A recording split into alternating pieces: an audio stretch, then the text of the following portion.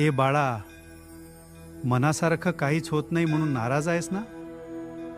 इतकी प्रार्थना केलीस, इतका विश्वास ठेवला, पण तरीही गोष्टी तुझ्या मनासारख्या घडल्या नाहीत. आणि आता तुला वाटतंय मी तुझ ऐकतच नाहीत. पण लक्षात ठेव, मी उशीर करतो, पण चुकीचं कधीच करत नाही. तू ज्या गोष्टीसाठी रडतेयस ना, कदाचित ती तुझ्यासाठी योग्य नसेल. म्हणून मी तुला थांबवत आहे. कारण तुला फक्त आज दिसतंय, पण मला तुझं पूर्ण आयुष्य दिसतंय. म्हणून नाराज होऊ नकोस. माझ्यावरचा विश्वास सोडू नकोस.